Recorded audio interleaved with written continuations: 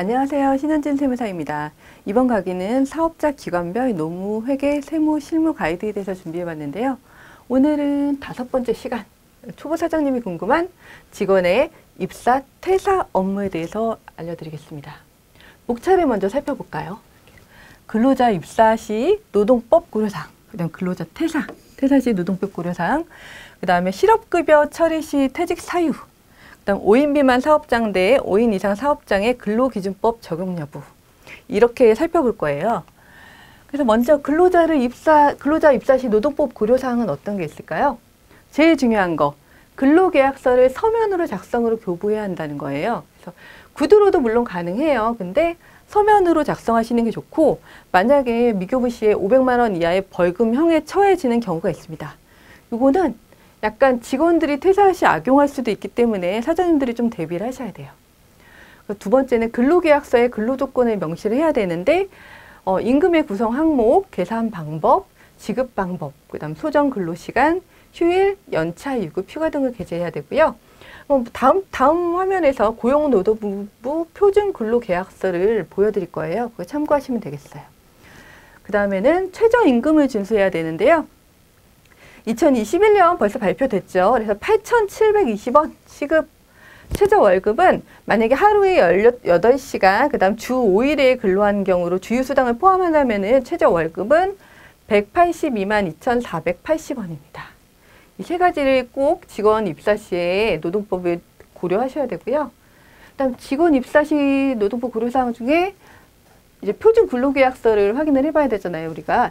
이거 인터넷에 많이 떠 있거든요. 그런데 만약에 우리 회사가 맞춤형 근로계약서가 필요하다, 그렇다면은 노무사님께 의뢰하면은 소정의 비용을 지불하고서 근로계약서를 우리 회사 맞춤형으로 받을 수 있습니다. 근데 이 표준 근로계약서를 살펴보시면은 뭐 근로 개시일, 그 다음에 근무 장소, 업무 내용, 소정 근로시간, 근무일, 휴일, 임금에는 어떤 게 있는지, 뭐 월급, 상여금, 기타 급여, 이런 내용이 적혀 있고요. 그다음에 연차, 유급, 휴가, 그다음에 이런 내용이 적혀 있습니다. 이 근로 계약서는 꼭 서면으로 작성해 가지고 한 번씩 서로 근로자랑 나눠 가지셔야 합니다. 두 번째, 근로자 퇴사 시에도 노동법 유의사항이 있는데요. 근로자의 퇴사 사유를 명확히 해야 합니다. 근로자가 퇴사할 때는 뭐 퇴사 사유가 사직, 해고, 권고사직, 계약 만료 뭐 이런 것들이 있어요. 그래서 퇴사할 때는 퇴사 사유에 따라서 여러 가지가 달라져요. 그래서 뭐 실업급여도 달라지기도 하고, 그렇기 때문에 퇴사 사유를 명확히 해야 되고요. 그 다음에 사직서를 간혹 그냥 구두로 하는 경우가 있어요. 근데 구두로 하게 해도 되긴 돼요. 근데 서면으로 받아 놓으시는 게 좋습니다. 그래서 이게 사직인지 해고인지 관련해서 나중에 직원이 퇴사하고 나서 뭔가 어떤 분쟁의 소지가 될 만한 어떤 걸 제기할 수 있거든요. 그렇기 때문에 사직 의사표시는 서면으로 하셔야 되고, 그 다음에 해고할 때, 직원을 해고할 때는 한 달 전에 예고를 하셔야 돼요. 그래서 회사는 한 달 전에 예고를 해야 되고, 만약에 한 달 전에 예고하지 않으면 직원이 한 달간 생활할 어떤 자금을 준다는 차원에서 31분 이상의 통상임금을 지급을 해줘야 합니다. 직원의 퇴사 사유에 따라 여러 가지가 달라져서 퇴사 사유를 명확히 해야 한다고 했는데요. 퇴사할 때 그 용어에 대해서 살펴보면은 사직이 있어요, 먼저. 사직. 근로자가 스스로 그만두겠다. 그 다음 해고. 회사가 그만두라고 하는 거. 그리고 우리 많이 들어본 거, 권고사직. 회사가 근로자에게 퇴직을 권유하고 근로자가 그걸 받아들이는 거예요. 그 다음에 계약 만료. 계약 기간이 종료돼서 고용관계가 종료되는 것. 세 번째로 실업급여에 대해서 살펴보려고 하는데요. 실업급여를 신청할 수 있는 큰 요건이 3가지가 있어요. 그래서 고용보험에 가입되어 있어야 되고, 이직 전 18개월 동안에 180일 동안 이상 피보험자 단위 기간에 채워야 되고요. 그 다음 가장 중요한 거, 비자발적 퇴사. 해고나 계약 만료나 정년퇴직 등 이러한 사유에 해당돼야 합니다. 그래서 직원이 퇴사한 경우 사업주는 4대 보험 퇴사신고서를 이렇게 작성해서 공단에 보내야 되는데요. 일단 퇴사 사유를 기재할 때 되게 신중히 하셔야 돼요. 왜냐하면 고용보험 같은 경우는 회사 사유를 잘못 기재하면은 고칠 때 과태료가 나올 수가 있거든요. 그리고 실무를 하다 보면 직원이 가끔 저 실업급여 타고 싶어요. 공고사직 처리해 주시면 안 되나요? 이렇게 말을 하는데요. 공고사직 처리로 회사에 불이익이 생길까요? 우리가 해줘도 될까요?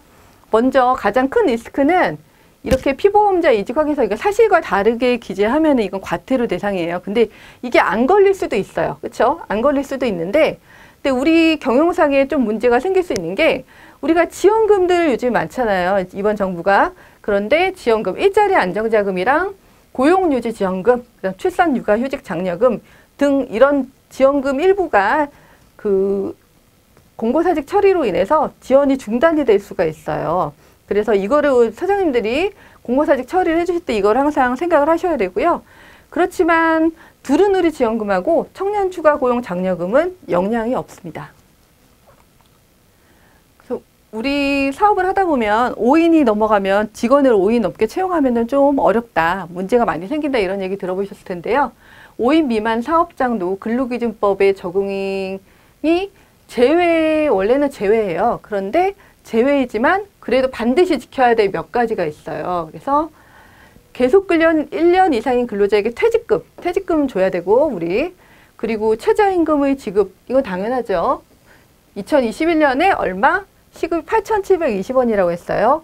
그리고 일주일에 15시간 중요하잖아요. 그렇죠? 이상 일하는 근로자에게 주휴수당을 지급을 해야 되는데 주휴수당은 네이버 같은 데 보시면 주휴수당 계산기 잘 나와 있으니까 그걸 활용하시면 좋을 것 같아요. 그리고 이거는 주휴수당 같은 경우는 오히려 아르바이트 하는 친구들이 더 잘 알고 있어요. 그러니까 주의해서 꼭 지급을 하셔야 되고요.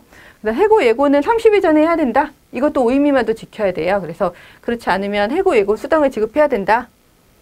그리고 만약에 5인 미만 사업장에 적용 제외되는 것, 우리가 그래도 직원이 조금이라면 신경 안 써도 되는 것들, 그래서 법정 근로 시간에 제한이 없다. 그 다음에 이거 연차 유급 휴가를 부여하지 않는다.